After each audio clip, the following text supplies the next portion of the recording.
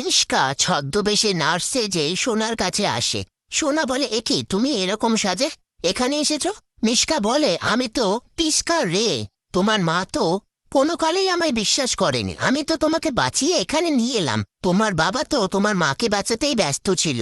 আমি তোমার অতীতের ব্যাপারে সবটাই জানি। আমার বোনের ছেলে বীরকে বাঁচাতে গিয়ে তোমার মা তোমায় মেরে ফেলছিল। সোনা বলে, অন্তত তুমি আমার প্রবলেমটা বুঝলে। নিষ্কা বলে, আমি যে এখানে এসেছি তুমি কাউকে বলবে না, এমনকি তোমার বাবাকেও নয়। সোনা বলে, ঠিক আছে। এই নিয়ে তারা কথা বলতে থাকে। এরপর নিষ্কা বাইরে বেরিয়ে এসে রূপাকে দেখতে পেয়ে থ্রেট করে। সেই মুহূর্তে সেখানে সূর্য এসে রূপাকে জিজ্ঞেস করে, তুমি এখানে কি করছো?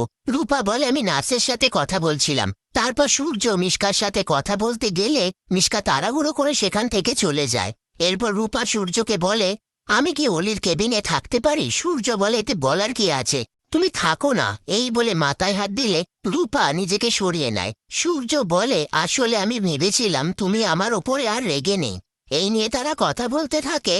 পরের দিন সকালবেলায় দীপা শ্রেয়ানের কাছে এসে বন্দুক দেখিয়ে বলে, তুমি আমার মেয়ের সাথে যা করেছ এর জন্য তোমাকে ওর কাছে ক্ষমা চাইতেই হবে। শ্রেয়ান বলে, আপনি জানেন না আমার বাবার কত ক্ষমতা। দীপা বলে, কিছুটা হলেও জানতে পেরেছি। তুমি তো মুম্বাইয়ে আছো আর লন্ডন বলে কাজ চালাচ্ছ। আসলে দোষটা তোমার নয়, তোমার বাবা মা তোমাকে সঠিক শিক্ষাটা দিতে পারেনি। তুমি যদি নিজের ভুলটা স্বীকার করে আমার মেয়ের কাছে ক্ষমা চাও তাহলে বেঁচে যেতে পারো। শ্রেয়ান বলে, আর যদি না করি কি করবেন আপনি? দীপা বলে, মেরে ফেলতে পারি তোমাকে, তারপর আমার জেল হোক, হাসি হোক, যা খুশি হোক, তবু আমার মেয়ে জানবে আমি তার অপরাধীকে শাস্তি দিয়ে যেতে পেরেছি। শ্রেয়ান বলে, ফোন করে সরি বললে হবে তো? দীপা বলে, তুমি নিজে গিয়ে ওর কাছে সরি বলবে, তারপরে ও ডিসাইড করবে ও তোমায় ক্ষমা করবে কিনা।